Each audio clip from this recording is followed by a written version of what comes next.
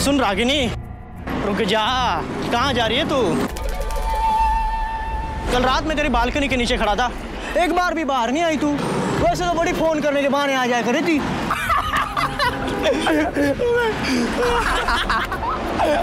क्या हुआ? इतना बंद करो भाई। तू तो एक काम कर, तुझसे ना होगा, जब बाप का असिस्टेंट बन जा। अरे ओ यार, अच्छे घर की लड़की है, थोड़ा टाइम तो लगेगा ना यार। अच्छा हाँ, देखना तुम दोनों देखना, एक ना एक दिन उसको पटा के रहूंगा मैं। लगी चल चल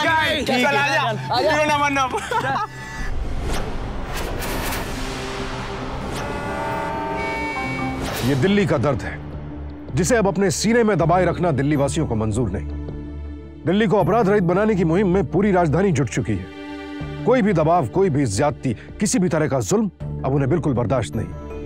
हर जुर्म की दस्तक को दरकिनार करने की शुरुआत हो चुकी है और जाहिर है अगर ये कदम यूं ही अडिग रहे तो अपराध रहित दिल्ली अब दूर नहीं। एक आम दिल्ली वासी की हिम्मत और जज्बे की वो कहानी हम आज आपके सामने लेकर आए हैं, जिसने राजनीतिक रसूख से लेकर कानून की चूक तक को चुनौती दी और अपराधी को उसके सही अंजाम तक पहुंचाया।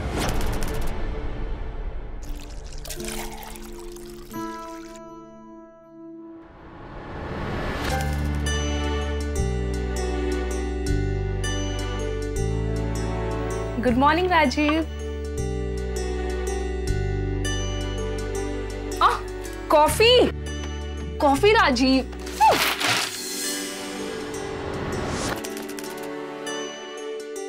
कॉफी ठंडी हो रही है ना। एक और केस हो गया। लड़की बस स्टॉप पे खड़ी थी, कुछ बंदे कार में आए और खींच के लेके चले गए और कोई कुछ नहीं बोला। तुम टेंशन मत लो, सुबह सुबह भगवान जी का नाम लिया करो। पता नहीं सुबह सुबह क्या लेके बैठ गए बकवास। तेरे मायके के पास हुआ है तो हर गली में होता है, बस अखबार में आ गई तो बड़ी बात हो गई। आज के जमाने में कोई भी लड़की घर से बाहर निकले ना तो कुछ पता नहीं कि कब किस मोड़ पर उसके साथ क्या हो जाए।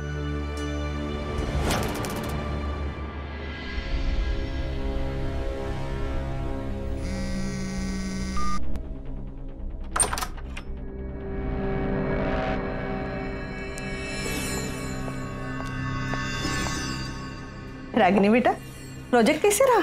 मैडम को पसंद आया ना? मुझे नहीं पता।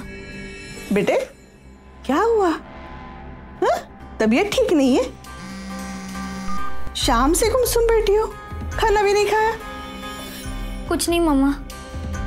बेटा परेशान होने की कोई बात नहीं है, अगर बता सकती हो तो बता देना। अरे फोन तो उठा ले।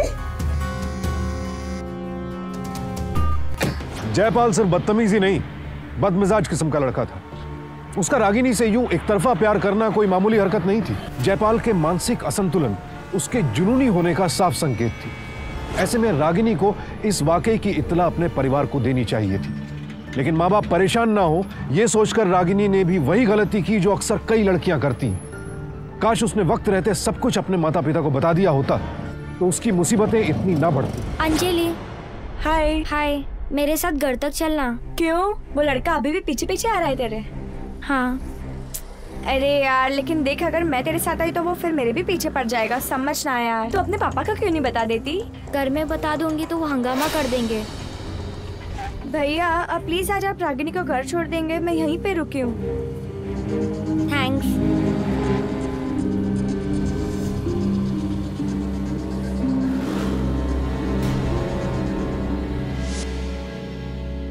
लीजिए भैया। हाय राजीव, वेलकम होम। हेलो। आओ बैठो। ओए होए, नया सोफा सेट एंड ऑल। वो भी लेदर। प्योर लेदर है, आलीशान है ना? हाँ। पता है पापा तिलक नगर गुरुद्वारे गए थे, वहीं जेल रोड से लेकर आए। उन्होंने बस देखे सोफे और भिजवा दिए हमारे घर। हाँ, पहले होम थिएटर, फिर रिमॉडल्ड किचन और अब नया सोफा सेट। मोहल्ले वाले क्या सोचेंगे? छड्डो, मोहल्ले वालों को तो आदत है बोलने की, बोलने दो। और वैसे भी दिल्ली वालों की मेंटालिटी तो पता है ना आपको, किसी के पास कुछ हो तो मजाक उड़ाओ और ना हो तो भी। प्रीति, लेकिन पुराने सोफे की आदत हो गई थी। अब तुम्हारी लाइफ में ब्रांड न्यू वाइफ आई है तो नई नई चीजों की आदत डाल लो। तो फिर नए सोफे का उद्घाटन कर ले। हाँ, शर्म नहीं आती आपको? बीजिए अंदर। चलो हाथ मुंह धो लो, मैं पकौड़े तल के लाती हूँ।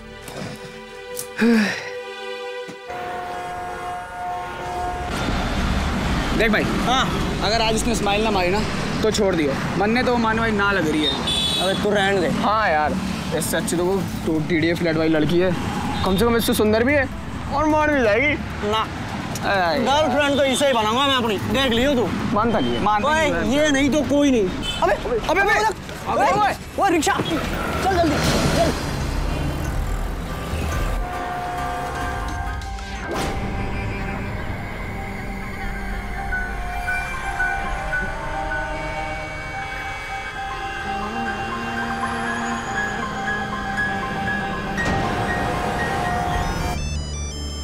हाँ स्वीटू बोलो। Hi baby. पता है आज हमारी शादी को पूरा 1 महीना हो गया। ओए होए, कांग्रेचुलेशंस। थैंक यू जी। अच्छा ये बताओ आज मुझे फिल्म दिखाने ले जाओगे या नहीं? ओ देख लो जी। अच्छा सुनो, फिल्म देखने के बाद हम लोग पापा जी के घर चलेंगे। पापा जी ने हमारे लिए एक सरप्राइज पार्टी रखी है। अच्छा, उनको याद था? लो, उनको कैसे याद होगा, 1 नंबर के भुलक्कड़ हैं, उनको तो मैंने याद दिलाया। हाँ मतलब तुमने पहले डैडी को बताया कि हम लोग आ रहे हैं, उसके बाद मुझसे पूछ रहे कि हम फिल्म देखने जाएंगे या नहीं। तुम भी बिल्कुल अपने डैडी की ही बेटी हो, पहले ही डिसाइड कर लेती हो कि क्या करना है। अच्छा वही रजौरी गार्डन आना है ना? अरे हाँ वही आ रहा हूँ। अरे तुम्हारे लिए रॉन्ग साइड से यूटर्न ले रहा हूँ, बस 5 मिनट में पहुंचा। मान जा तू, देख पछताएगी तू, मैं बोल रहा हूँ। देख मान जा मेरी बात। ओह नो, गोली मार दी। अरे मैं तुम्हें फोन करता हूँ, रुको।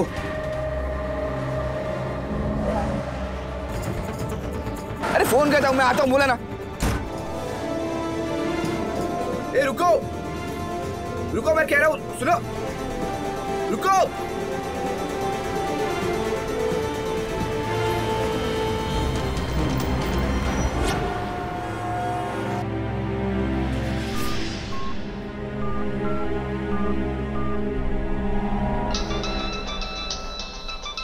हेलो मिस्टर राजीव मल्होत्रा जी, मैं वीबी त्यागी बोल रहा हूँ शाहदरा थाने से। अभी अभी आपने एक लड़की को यहाँ हॉस्पिटल में एडमिट करवाया है। हाँ जी।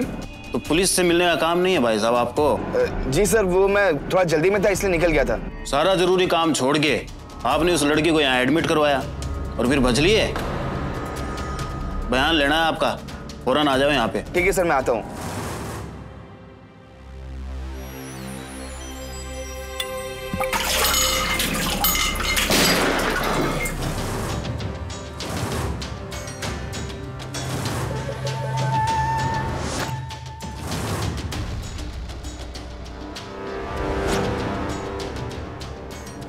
सर गाड़ी का नंबर DZL 111 था। DZL 111 पक्का यही नंबर था? हाँ जी सर। साहब जी ये तो काम कर अपना। सर आप एक बार मुझे वो लड़का दिखा दीजिए, मैं फौरन पहचान लूंगा उसको। 1 मिनट।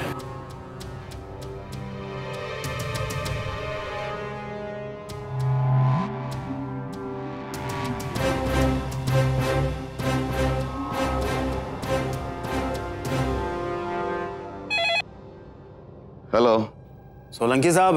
अरे वीरभान, अरे क्या हाल है भाई? मैं ठीक हूं सर। अच्छा ये बताइए सर, ये DZL 111 आपकी गाड़ी है ना? बेची तो नहीं है? अरे बेची ना भाई, अपने कार्यालय के नाम पे है। क्यों? वो अच्छा ये चला कौन रहा आजकल?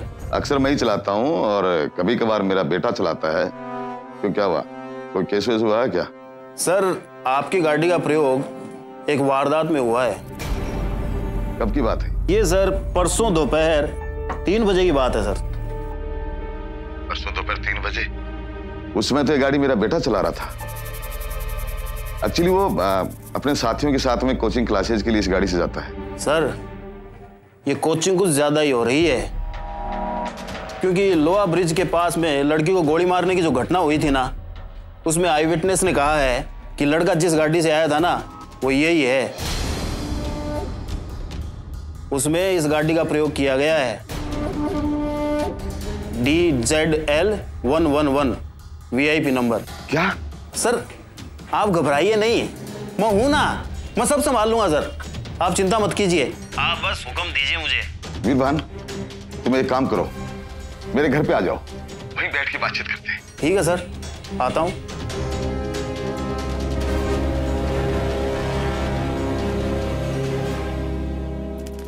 जयपाल, ये बता तेरे को गन कहां से मिली?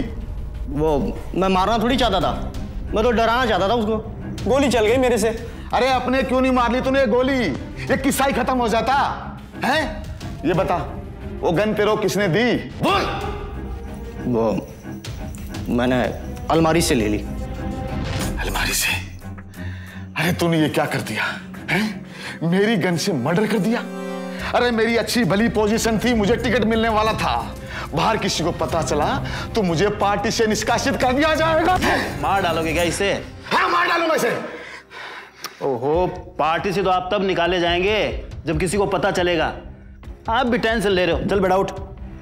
और सुन, 1 महीने तक बाहर नहीं आना, ठीक है? किसी को कोई फोन कॉल नहीं। जा अंदर जाके, जा बेटा जा। बैठिए।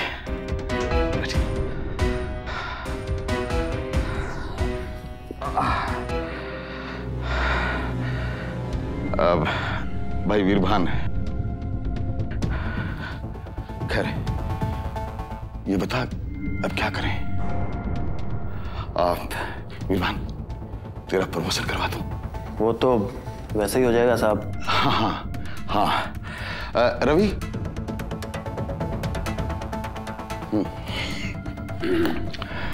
दस।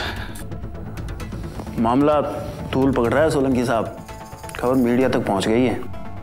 पहले काम तो शुरू कर यार। हैं? देख, तू 1 कदम आगे बढ़, मैं 2 कदम आगे बढ़ूंगा। पहले वो कार चोरी हो गई थी, उसकी रपट लिखनी होगी, वो मैं बैकडेट में FIR दर्ज कर दूंगा, उसकी टेंशन ना लो। फिर क्या, अब तो आपके यहाँ आना जाना लगा ही रहेगा, हैं? फिर इत्मीनान से बैठ के मैं सारी बात आपको समझाऊंगा। बस आप एक चीज का ध्यान रखिएगा, इसमें कमी नहीं होनी चाहिए, नहीं तो फिर मैं ढीला पड़ जाऊंगा। हाँ ठीक है, चलता हूँ।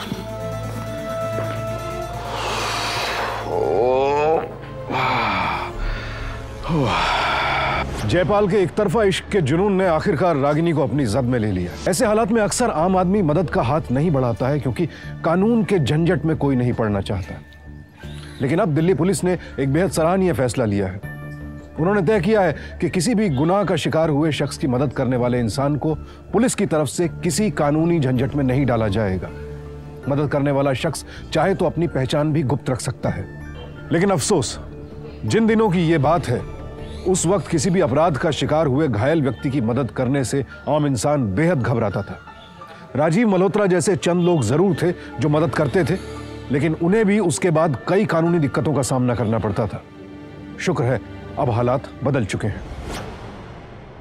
वो मैथ्स ओलंपियाड में ऑल इंडिया 3rd आई थी, कहने लगी मम्मा इस बार 3rd आई हूं, लेकिन एक दिन पूरे इंडिया का सर ऊंचा कर दूंगी।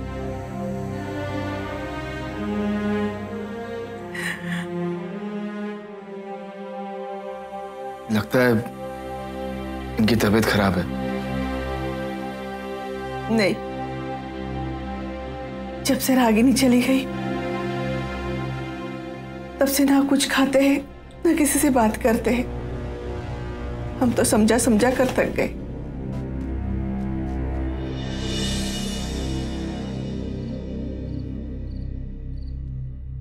क्या हुआ, क्या सोच रहे हो? कुछ नहीं, उस लड़की की फोटो देखी तो। किस लड़की? वही जिसे मैं हॉस्पिटल लेके गया था। आज उसकी 13वीं थी, तो मैं उसके घर गया था। आप अभी भी उसी के बारे में सोच रहे हो? कोई करता है भला ऐसे? उसका घर रास्ते में पड़ता था तो। छड्डो, आप कुछ नहीं समझते, प्लीज।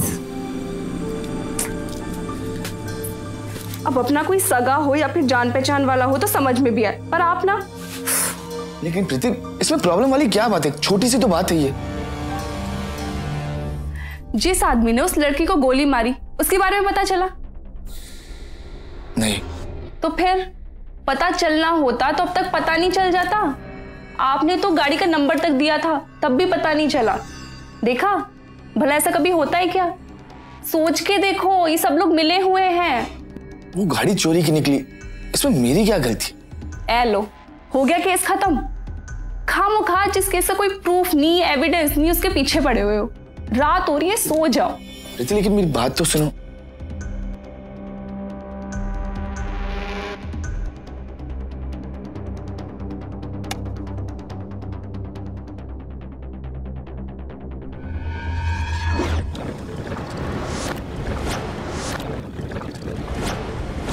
Oh no.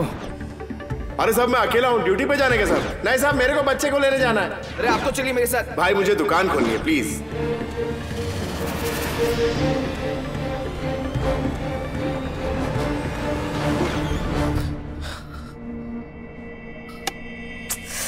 क्या है, अब लाइट क्यों ऑन कर दी है?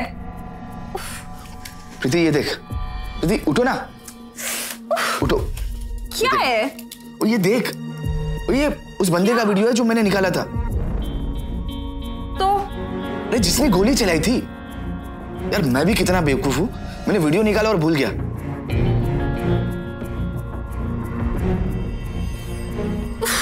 अरे प्रीति देखो ना।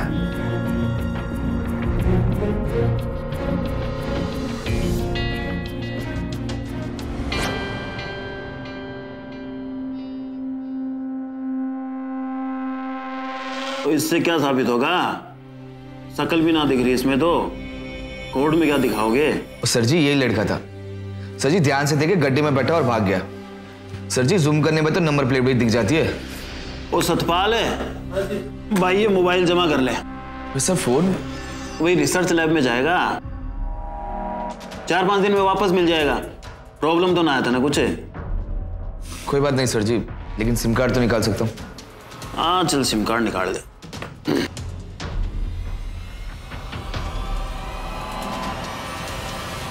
पुलिस वालों ने परेशान कर दिया। एलो पापा जी, फोन भी गया। कोई गल नहीं पुत्र जी, फिक्र क्यों करती है? ओए अभी फोन कर देता हूँ, आधे घंटे में मोबाइल फोन की डिलीवरी हो जाएगी, वो भी बड़ा वाला जिसमें कंप्यूटर होता है।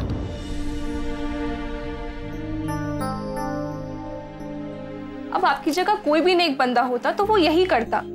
भाई नई नई शादी हुई है, अब दामाद साहब का खर्चा थोड़ी होने देंगे हम। Thank you, so sweet of you पापा जी। एक ही है, कुछ समझते ही नहीं। मतलब क्या? हा? कोई बंदा मर रहा हो, हम उसके बारे में ना सोचे और पहले खुद के बारे में सोचे। यार कब हम लोगों का सोचने का तरीका बदलेगा? पापा जी आप कुछ लेंगे? पुत्र सोडा तो लेके जरा। जी पापा जी।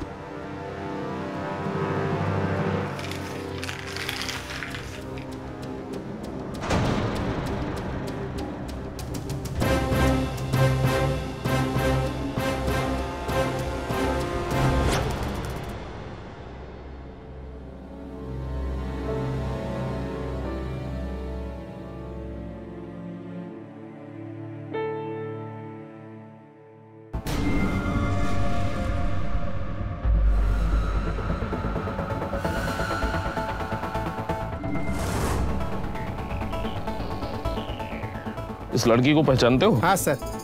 कहाँ रहती है? आगे जाके लेफ्ट मारने का, उधर 104 में रहती है। उसका हाथ पकड़ रहा था, बड़ा बदमाश टाइप का लड़का लग रहा था जी। और मैंने जैसे ही खबर पढ़ी मैं हैरान रह गया। लेकिन पुलिस वाले तो कह रहे हैं कि हमारी लड़की गैंगवॉर की चपेट में आ गई। तो फिर वही क्यों आई?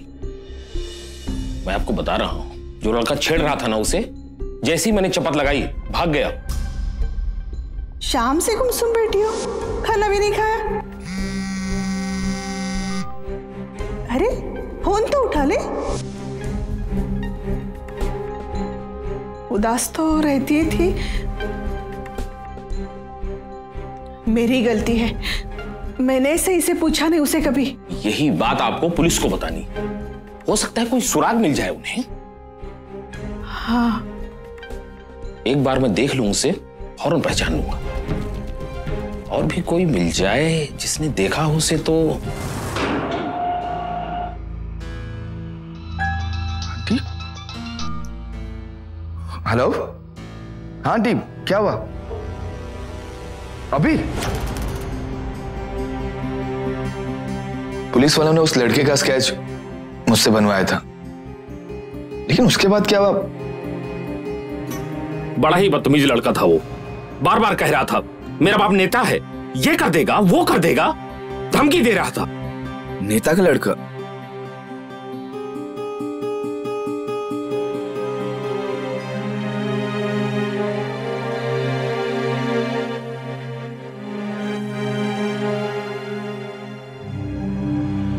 रागिनी के माता पिता का दर्द देखकर एक जिम्मेदार नागरिक होने के नाते राजीव ने सच को सामने लाने की ठान ली। इसी सिलसिले में वो अपने स्कूल के दोस्त सुधाकर से मिला। यार बचपन के दिन याद आ गए। याद है हम लोग हर रोज यहीं पे बैठ के बट्टा पिया करते थे। सुधाकर, ये रागिनी का मर्डर, आई एम श्योर ये कोई कवर अप है यार। तू मेरे लिए इन्वेस्टिगेट करेगा, जो सपोर्ट चाहिए वो मैं दूंगा। लेकिन तू इतना क्यों इन्वॉल्व हो रहा है? वो लड़की रिलेटिव थी क्या तेरी? हर कोई ये सवाल क्यों करता है? मैं मानता हूँ कि वो मेरी सगी बहन नहीं है, मेरी कोई रिलेटिव नहीं है। इसका मतलब ये नहीं कि मैं उसके लिए कुछ नहीं कर सकता। यार तू स्कूल में भी ऐसा ही था, कोई एक बात ऐसी कह देता था जिसका कोई जवाब ही नहीं सोचता था। मैं हूं तेरे साथ, करते हैं ना?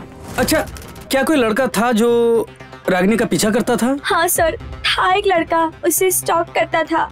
आप लोगों ने उस लड़के को कभी देखा है? नहीं सर। ठीक है, आप लोग जाइए। अच्छा, उस दिन जो यहाँ पे लड़की को गोली मारी गई थी, ड्यूटी पे आप ही थे ना यहाँ पे? नहीं साहब, मैं यहाँ ड्यूटी पर नहीं था, रामलाल ड्यूटी पर था। राजीव? सुधाकर, मुझे भी ठीक से याद नहीं आ रहा कि उस दिन ड्यूटी पे ये था या कोई और। अच्छा, रामलाल जी कहाँ पे मिलेंगे? वो तो जिस दिन ये कांड हुआ था उसके घर पे उस दिन कुछ पुलिस वाले आए थे, तभी से गांव गया है, अभी तक आया नहीं। ठीक है, आप जाइए। ये लो, ये रखो। यार कोई एक विटनेस नहीं मिल रहा यहाँ। मैं हूं ना, मैदान जंग में अकेला खड़ा हूं। यार उस लड़की के माँ बाप कुछ हेल्प करेंगे? नहीं यार, दे आर हार्ट ब्रोकन। वो मान चुके हैं कि उन्हें इंसाफ नहीं मिलेगा। अगर ऐसा हुआ ना यार, तो लानत होगा हम जैसे नागरिकों पर। नहीं होगा सुधाकर, नहीं होगा। ये उस लड़की के फोन का आइटमाइज्ड बिल है। पहली पॉसिबिलिटी जो हमको चेक करनी थी वो बिल्कुल सही निकली।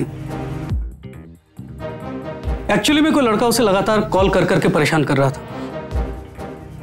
ये देख, ये सब एसएमएस की लिस्टिंग है, ये इनकमिंग कॉल्स की।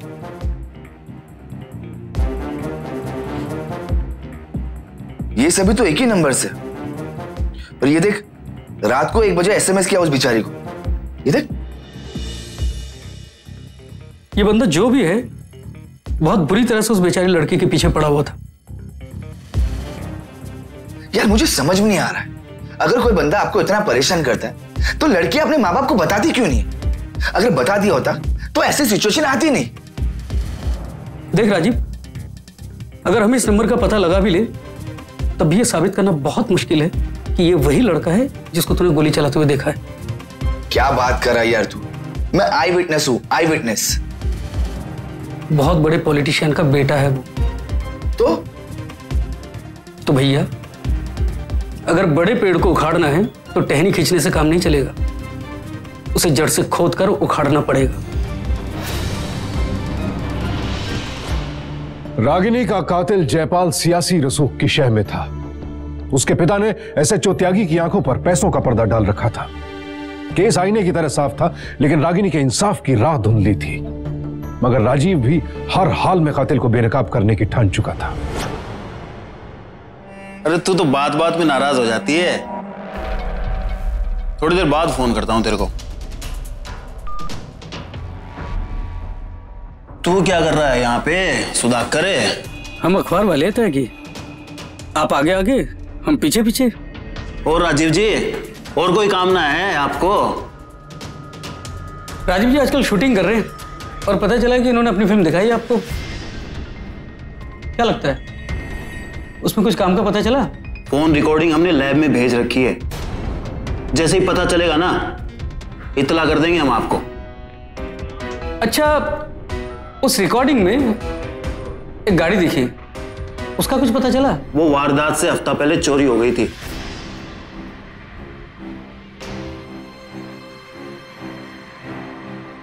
त्यागी जी मेरे बहुत पुराने मित्र हैं। जितनी अच्छी तरह से त्यागी जी मुझे जानते हैं उतनी अच्छी तरह से मैं भी इनको जानता हूं। क्यों त्यागी? वो सतपाल है, वो रिपोर्ट दिखाना इसको, और वो डेट भी बता दियो कंप्लेन की इस अखबारिये को। नहीं नहीं, इट्स ओके। अरे यार विरवान, मुझे तेरी सच्चाई और ईमानदारी पे कभी शक हुआ है? देख भाई, अगर कोई कंप्लेन है तो लिखा, हम तफ्तीश कर रहे हैं, समझे? नहीं तो निकलो यहां से। मतलब एक वीआईपी नंबर की गाड़ी चोरी हुई जिसका कुछ पता नहीं चला, फिर वही गाड़ी एक मर्डर स्पॉट पे दिखी, तब भी आपको कुछ पता नहीं चला। मान लेते जी। चल राजीव।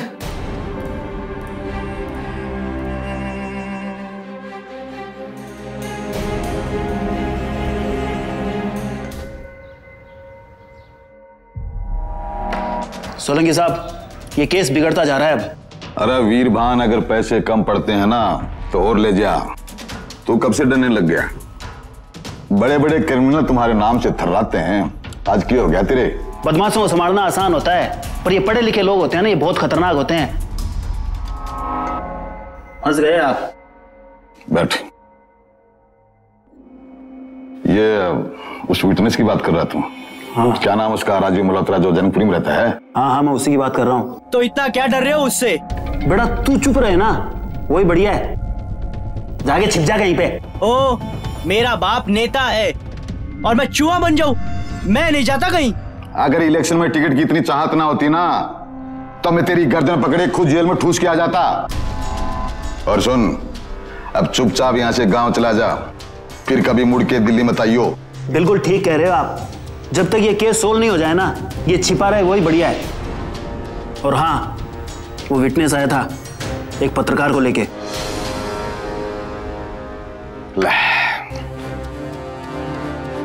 अब ये बात मेरे हाथ से भी निकलती जा रही है।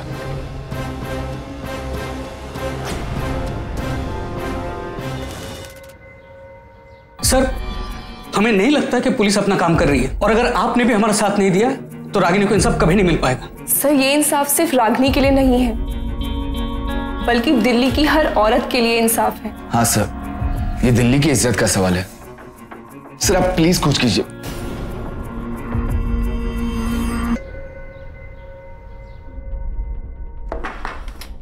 ये रहा आपका पैसा, संभालिए।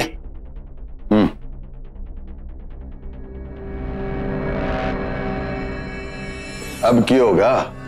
मैंने पैसा है ना आपके बेटे को जेल से बचाने के लिए लिया था, ना कि खुद जेल जाने के लिए। अरे लेकिन हुआ क्या है? आप अपने बेटे से पूछिए ना क्या करके आया वो। एक और कांड करके आया है। एक और कांड? हाँ, ये अगर एक भी मिनट यहाँ रुका ना मैं और किसी की नजर में आया तो मैं सस्पेंड हो जाऊंगा। चलता हूँ। अरे एक मिनट भैया, जिस काम के लिए मैंने तेरे को इतने पैसे दिए हैं, पहले वो काम तो पूरा कर। वो काम ही कर रहा था, लेकिन बीच में टांग अड़ा दी आपके बेटे ने। अरे टांग अड़ा दी? क्या टांग अड़ा दी बच्चे ने? मैं चलता हूँ जी, वो थाने के अंदर है। उससे बात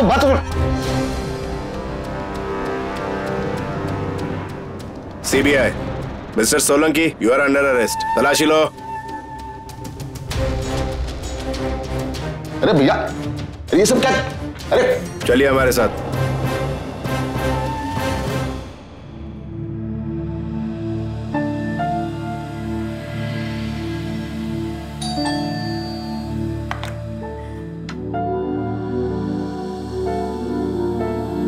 दिल्ली ऐसे ही दिल वालों की है, दिल्ली ऐसे ही दिलेरों की है, जो जुर्म को किसी भी सूरत में बर्दाश्त नहीं कर सकते, फिर वो चाहे अपने साथ हो या किसी और के साथ। गुनाह पर गहरी चोट करने वाले राजीव जैसे लोग इंसानी संवेदनाओं के साथ जीते हैं, डर और दहशत के साथ नहीं।